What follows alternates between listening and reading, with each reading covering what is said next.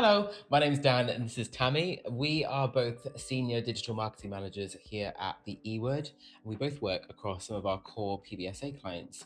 Dan and I are here today to have a little chat about UGC content, its use in PBSA marketing, and why influencer marketing might not be the best choice anymore.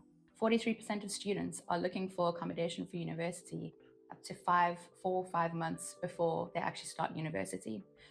The information that they're looking for online, when they're doing their research, we know that it needs to be raw, it needs to be unfiltered, and it needs to be authentic. And this is only going to come from students who are living in those situations and are able to give a really truthful insight into what it's like to live in PBSA.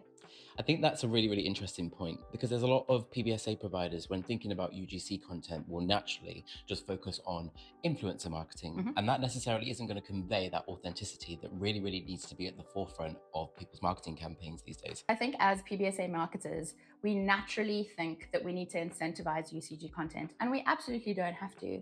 If we are placing a really good importance on customer service and delighting the students and delighting their parents, they are naturally going to gravitate towards producing really good, organic, positive content for us.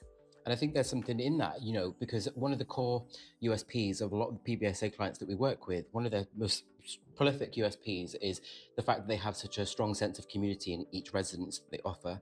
So utilizing that community really should be at the forefront of your content creation strategy when it comes to UGC.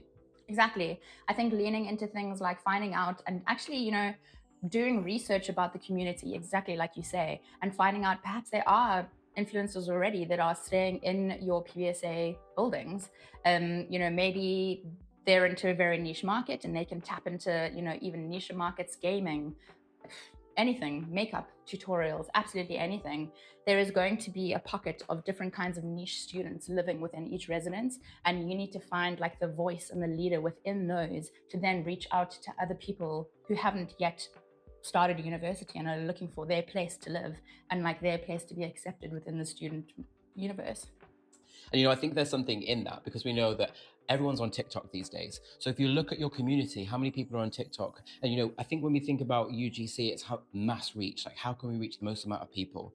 And that typically comes from working with influencers. But if we actually look inside the existing community we have, look at people that have micro influence, and not necessarily looking at their follow count either, or their overall engagement rate, but looking at who is it that they're connected with, who is it they're potentially going to be influencing to look to book with you and achieve that lifestyle that they're promoting through their content, promoting the brand. No, you're completely right. And we also know that, in terms of engagement with different platforms during the research phase, it's like an equal split between Facebook, Instagram, and YouTube. And I think definitely producing these kind of videos that are UGC and authentic and raw, producing those at the brand awareness phase is so important because we know that videos outshine any other form of ad during the awareness phase.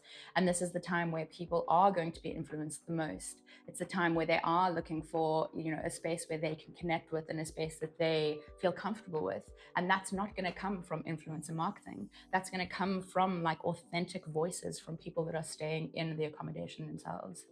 Absolutely. And I think though, when you're coming to think about how you're going to approach your content creation from a UGC perspective, it's kind of already there for you online. If you look at these platforms that you mentioned, but then also platforms like Trustpilot, Student Crowd, yep, thank you, and Reddit, all of those conversations are happening in terms of people talking about the lived experience at your company. It's already there for you. So if you focus on what's actually happening in that conversation online, that will then inform what it is that you can create content around. It's really not that difficult. Yeah, and that raises an excellent point. And I think it's about the fact that UGC is completely a two-way street. You can't just put it out into the universe and hope that your students are going to have this great time and they're going to create this UGC content for you. That's not necessarily going to happen. So you have to actively go and search for it. You have to actually engage with the content that they're putting out. Everyone loves their name and lights. Students are going to love that you are sharing their content. They're going to love that you as the overall brand are actually engaging with them and saying yes, your voice matters, your voice counts, other people want to hear from you. And then that will naturally lead to more conversations where they might be open to creating more content for you. Exactly. And there's something in that as well when you think about the international market and international students. If you're able to demonstrate that authentic experience and the diversity within that community that you have within these spaces, that becomes more appealing to international marketers, giving you content that you can not only just use on an organic basis, but then introduce to your paid strategy as well. Yeah, absolutely.